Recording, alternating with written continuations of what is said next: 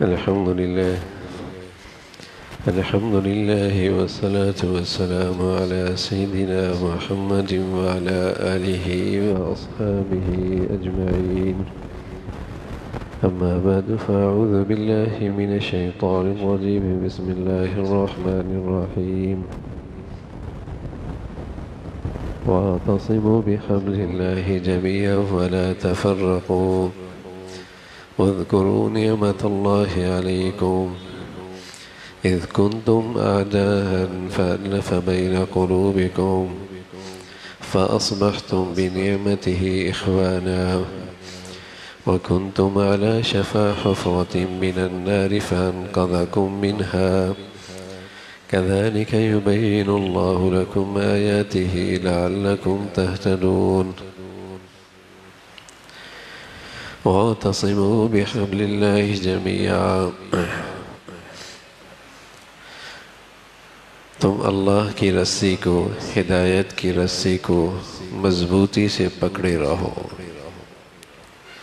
ولا تفرقوا، اور متفرق نہ ہو. اور اللہ کی نعمت کو اور اس کی مہربانی کو یاد کرو. اذ کنتم اعداء، تم آپس میں ایک دوسرے کے دشمن تھے. فألف بین قلوبکم، پھر اللہ نے تمہارے دلوں میں الفت اور محبت ڈال دی. فأصبحتم بنعمته اخوانا، اور تم پھر اللہ کی اس مہربانی سے آپس میں بھائی بھائی ہو گئے. وَكُنْتُمْ عَلَى شَفَا حُفْرَةٍ مِّنَ النَّارِ، تم جہنم کے آگ کے کنارے پہ تھے. فَأَنْقَذَكُمْ مِنْهَا، اللہ نے تمہیں اس سے بچا لیا. وَاعْتَصِمُوا بِحَبْلِ اللَّهِ جَمِيعًا، تم اللہ کی ہدایت کی رسی کو مضبوطی سے پکڑے رکھو. وَلَا تَفَرَّقُوا وَاذْكُرُوا نِعْمَةَ اللَّهِ. اس آیت میں اللہ کی طرف سے ایک عظیم الشان نعمت کی یاد دہانی ہے. زندگی اللہ کی بہت بڑی نعمت ہے، اور اس نعمت سے آدمی ہزاروں لاکھوں نعمتوں سے فائدہ اٹھاتا ہے. لیکن اگر زندگی میں ایمان نہ ہو اور اسلام نہ ہو تو اس کی زندگی کی حقیقت سوائے اس کے کہ جہنم تک جانے کے لیے ایک پل ہے، اس سے زیادہ اس کی کوئی حیثیت نہیں. یہ زندگی اللہ کی بہت بڑی نعمت ہے، اور اس میں ہزاروں نعمتوں سے انسان فائدہ اور لطف اٹھاتا ہے. لیکن نعمت اسلام نہ ہو، ایمان کی حقیقت اور اسلام کی زندگی نصیب نہ ہو تو یہ زندگی ایک پل ہے صرف جہنم تک جانے کے لیے. اس کی حقیقت اس سے بڑھ کر کچھ نہیں. جو عظیم الشان نعمت ہے وہ نعمت ایمان اور اسلام ہے. اتنی بڑی نعمت ہے. اگر کسی مسلمان سے یہ کہہ دیا جائے کہ ایک طرف ساری دنیا کی سلطنت اس کی طرف رکھ دی جائے اور کہا جائے کہ یہ تجھے مل جائے گی، صرف اسلام سے دستبردار ہونا ہوگا، تو یہ سنتی ہی بے ہوش ہو جائے یک لخت اور کہے کہ نہ جانے مجھ سے کون سا ایسا گناہ ہو گیا ہے کہ مجھ سے یہ کہا جا رہا کہ سلطنت مل جائے گی، ایمان چلا جائے گا. رسول کریم صلی اللہ علیہ وسلم فرمایا کرتے تھے ثلاث من جمعہن فقد استکمل الایمان. 3 خوبیاں ایسی ہیں جس کے اندر یہ آ جائیں تو اس کا ایمان بڑھیا ہو گیا، اس کا ایمان مکمل ہو گیا. ان میں ایک چیز فرمائی ان یکون اللہ ورسولہ احب الیہ مما سواہما، کہ اللہ اور اللہ کے رسول کی محبت اس کے ہاں ہر ماہ سوا سے زیادہ ہو جائے. اللہ اور اللہ رسول سے محبت اس کے ہاں ہر ماہ سوا سے زیادہ ہو جائے. محبت چیز ہی ایسی ہے جہاں محبت سچی ہوا کرتی ہے وہاں اطاعت اور فرما برداری بھی ہوا کرتی ہے. تو فرمایا کمال ایمان اس کی ایک علامت اور خوبی یہ ہے کہ ان یکون اللہ ورسولہ احب الیہ مما سواہما، اللہ اور اللہ کے رسول کی محبت ہر ما سوا سے زیادہ ہو جائے. میں عرض کر رہا ہوں جب محبت ہوتی ہے وہاں اطاعت ضرور ہوتی ہے. ساری دنیا کی چاہتیں اسے اپنی طرف بلائیں، لیکن یہ اللہ کے محبوب اور اللہ کا محب اور اللہ کا فرما بردار نظر آئے، یہ اللہ کے رسول سے محبت کرنے والا اور اس کا فرما بردار نظر آئے، ایک علامت یہ ہے. دوسری آپ علیہ السلام فرمانے لگے وَأَن يَكْرَهَ أَن يَعُودَ إِلَى الْكُفْرِ كَمَا يَكْرَهَ أَن يُقْذَفَ فِي النَّارِ. اگر اسے یہ خیال بھی آ جائے کہ یہ کفر کی زندگی کی طرف جا سکتا ہے، خواب بھی آ جائے، خیال بھی آ جائے کہ یہ کفر کی زندگی کی طرف جا سکتا ہے، تو اسے ایسی تکلیف محسوس ہو، ایسا درد محسوس ہو، ایسی وحشت ہونے لگے جیسے اسے آگ میں ڈال دیا گیا ہو. اس خیال سے اسے اتنی تکلیف ہونے لگ جائے کہ میں کفر کی طرف جا سکتا ہوں. سویا ہوا ہے، خواب آ گئی ہے اور خواب میں چیخ کے اٹھتا ہے. سارے گھر والے اکٹھے ہوتے ہیں، کیا ہوا؟ کہا میں نے بہت خوفناک خواب دیکھا ہے، اللہ نہ کرے کبھی پھر اللہ مجھے یہ خواب دکھائے. ہوا کیا ہے؟ کہا ہوا یوں کہ میں نے خواب میں دیکھا ہے میرے گھر میں کفر کی چھائیاں پڑ رہی ہیں، میرے گھر میں کفر کے آثار پڑ رہے ہیں. ایسی خوفناک خواب دیکھی ہے، چیخ اٹھا جیسے آدمی خواب میں آگ کی طرف گر جائے اور کوئی اسے اٹھا کر آگ میں پھینک رہا ہو تو چیخ نکل آتی ہے.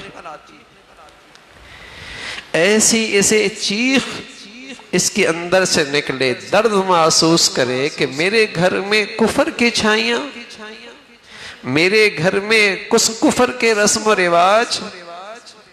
تو رسول کریم صلی اللہ علیہ وسلم فرمانے لگے فقد استکمل الایمان، کمال ایمان ہے جسے اللہ اور اللہ کے رسول کی محبت ہر ما سوا سے زیادہ اور کفر کی زندگی کی طرف خیال کا آنا بھی اس کے لیے ایسی تکلیف کا باعث ہو جیسے اسے آگ میں پھینک دیا ہو.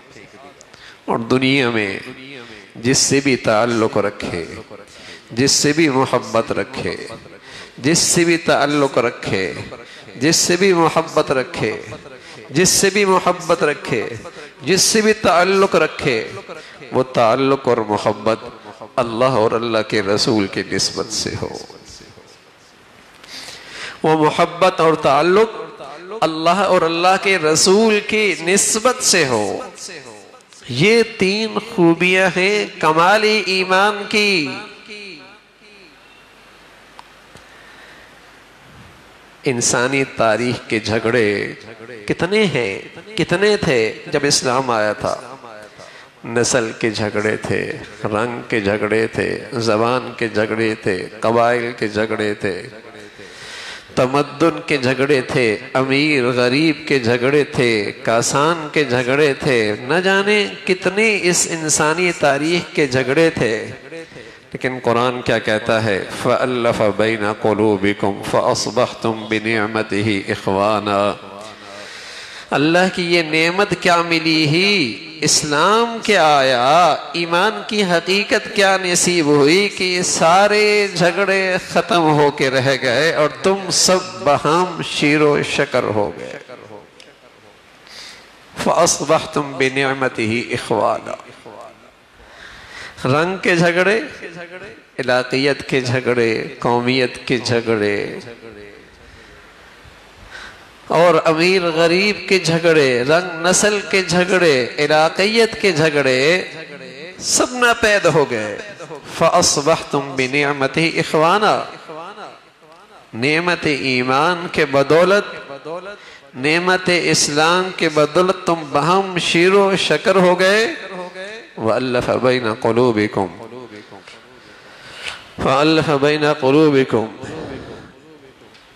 فرمایا لو انفقتم ما فی الارض جميعا ما الف بین قلوبکم، ساری دنیا کے خزانے تمہاری تجوریوں میں ہوں اور تم چاہو کہ تمہارے یہ آپس کے جھگڑے ختم ہو جائیں، یہ آپس کی نفرتیں مٹ جائیں، یہ آپس کا بغض ختم ہو جائے اور تم ایک جان ہو جاؤ، فرمایا ساری دنیا کے خزانے خرچ کر ڈالو تب بھی یہ آپس کی محبتیں نہیں لا سکتے۔ یہ تو اللہ کی مہربانی ہے، یہ قوت، یہ طاقت اللہ نے اس نعمت ایمان اور اسلام میں رکھی ہے۔ اگر یہ خالص ہو، اگر اس میں ملاوٹ نہ ہو، اگر اس میں خالص ہو، خلوص ہو، اس میں ملاوٹ نہ ہو، تو اس کی یہ طاقت ہے کہ یہ مسلمانوں کو ایک کر دیتی ہے۔ گوند میں ملاوٹ ہو جائے تو کاغذ کے ٹکڑے ایک نہیں ہوتے، کاغذ کے ٹکڑے ایک نہیں ہوتے، اور اگر گوند خالص ہے اور کاغذ کے ٹکڑوں کے سائز مختلف ہی صحیح کیوں نہیں، لیکن گوند سے کاغذ ایک شکل اختیار کر لیتا، ایک کاغذ کی شکل اختیار کر لیتا ہے۔ ان کی زبانیں مختلف، ان کے علاقے مختلف، ان کے قبائل مختلف، ان کے جسے کہیں کہ رہائشیں اور وطن مختلف، رنگ مختلف، سب مختلف ہیں، لیکن ایمان ایسی چیز ہے ان سب کو ایک کر دیتا ہے۔ بلال ہیں، حبشہ سے ہیں، صہیب ہیں، روم سے ہیں، سلیمان ہے، فارس سے ہیں، کوئی بنو امیہ کا ہے، کوئی قریش کا ہے، کوئی کسی ملک کا، کوئی کسی رنگ کا، کوئی کسی زبان کا، لیکن مدینہ کے گلیوں میں یوں لگتے جیسے سب ایک ماں باپ کی اولاد ہے۔ یہ اس ایمانی زندگی کا ثمرہ ہے، یہ اس کا خوبصورت نتیجہ ہے، اور یہ مسلمانوں کی بڑی طاقت ہے، یہ مسلمانوں کی بڑی قوت ہے کہ مسلمانان عالم اور ملت اسلامیہ یکجان ہو جائے۔ سبحان اللہ۔ لیکن اس کی روح کیا ہے؟ ایمان ہے، اسلام ہے۔ جسم کے اندر سے روح نکل جائے تو جسم اپنے اعضاء کو نہیں سنبھال سکتا، بکھرنے لگتے ہیں، اور بکھرتے بکھرتے ریزہ ریزہ ہو جاتے ہیں۔ روح ہے تو اعضاء جوارح جسم کے ساتھ جڑی ہوئی ہیں، ایک جسم لگتا ہے، روح نکل جائے، آنکھیں نکل جائیں گی، ہاتھ جدا ہو جائیں گے، پاؤں علیحدہ ہو جائیں گے، اعضاء اور اس کی ہڈیاں اور اس کا گوشت سب علیحدہ علیحدہ ہو جائے گا۔ روح ہے نا، اس امت کی اور ملت اسلامیہ کی روح کہ اسے ایک طاقت بنا کے رکھے، ایک قوت بنا کے رکھے، ایک جان بنا کے رکھے، وہ ایمان ہے، وہ اسلام کی مبارک زندگی ہے۔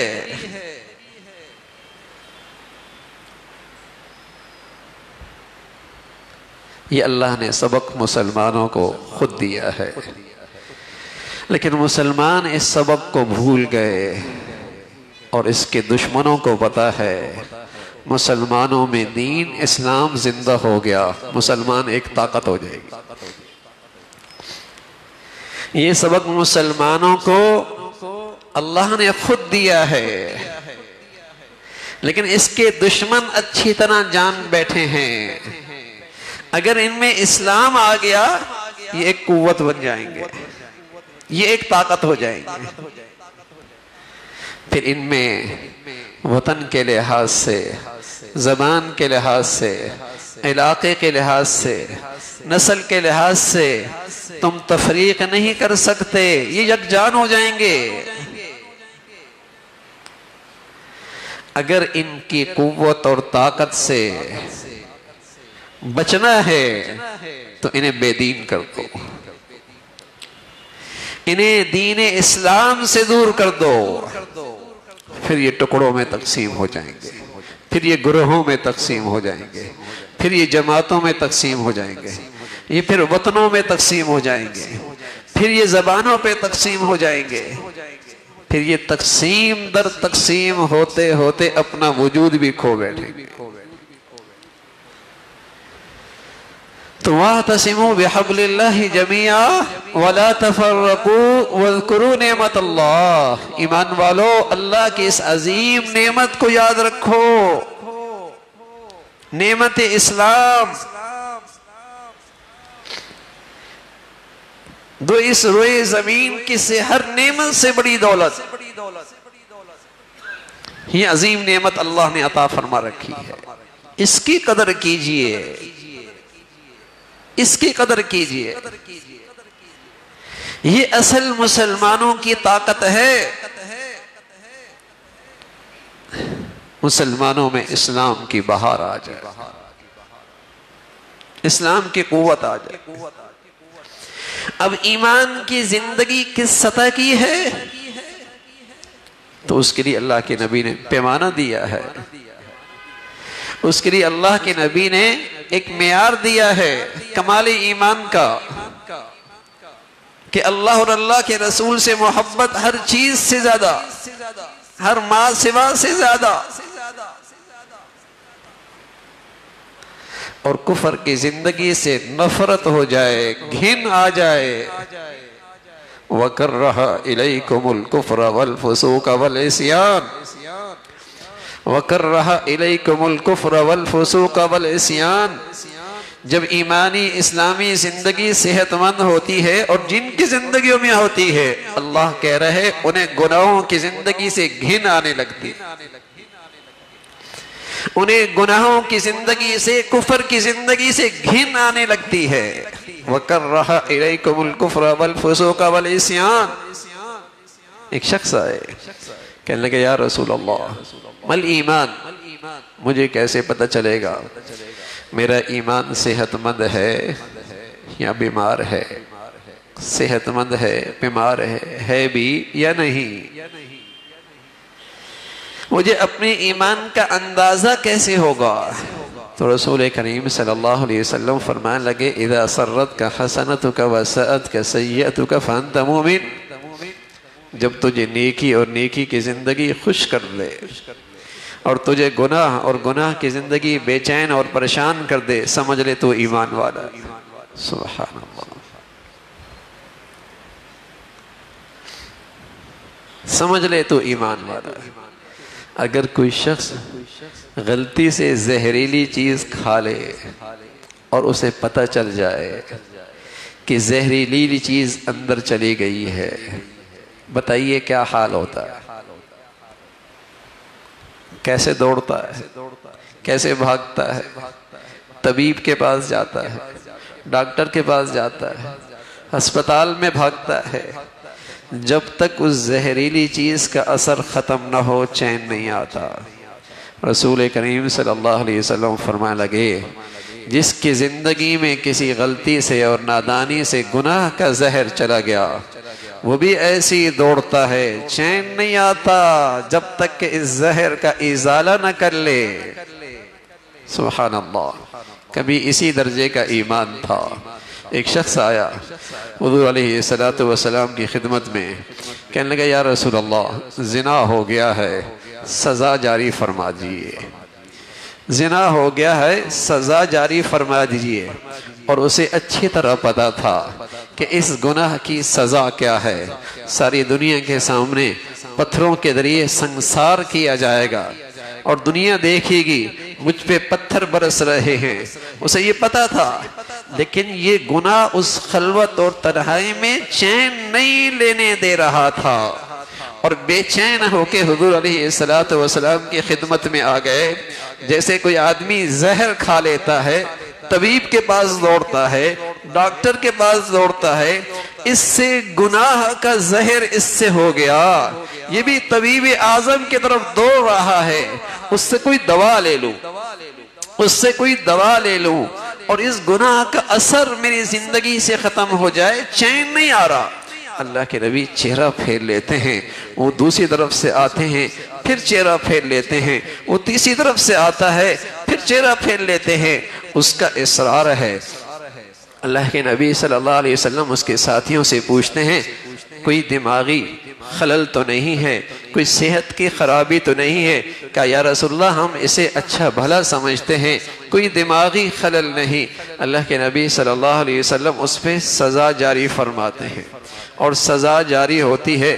پتھروں سے اس لیے کہ حد ہے، اقرار کر رہا ہے، اور حدود ایسی چیزیں ہیں کوئی بھی اس کو معاف اور درگزر نہیں کر سکتا، اس میں ترمیم نہیں کر سکتا اور اس کو منسوخ نہیں کر سکتا. اللہ کی حدود ہیں، گواہی خود دے رہے ہیں، سزا جاری ہوتی ہے، پتھر مارے جا رہے ہیں.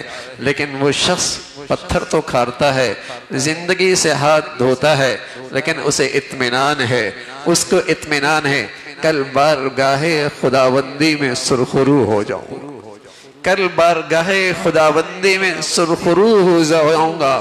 آج سزا پا رہی ہے، گناہ کی گندگی ختم ہو گئی ہے، صاف ستھرا ہو گیا ہوں.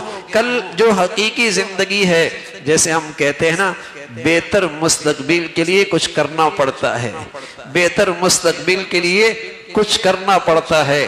انہیں ایمان صاحب بصیرت بناتا ہے، انہیں ایمان دور اندیش بناتا ہے، انہیں ایمان دور اندیش بناتا ہے.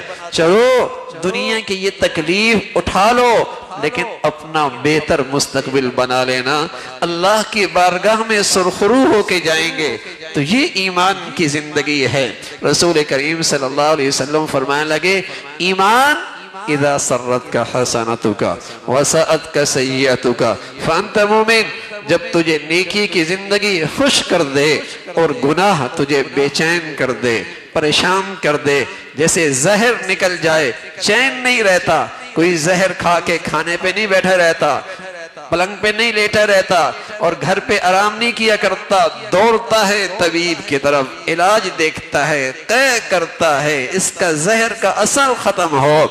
ایک صاحب ایمان جسے اللہ ایمان کی حقیقت دے دے، اگر اس سے کوئی گناہ سرزد ہو جاتا ہے، چین نہیں آتا جب تک کہ اس گناہ کا اثر ختم نہ کر لے.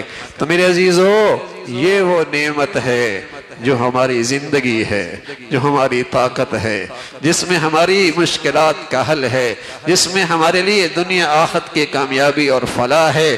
وہ نعمت اسلام ہے. اللہ ہمیں اس کی قدردانی نصیب فرما دے. وآخر دعوانا الحمدللہ رب العالمین.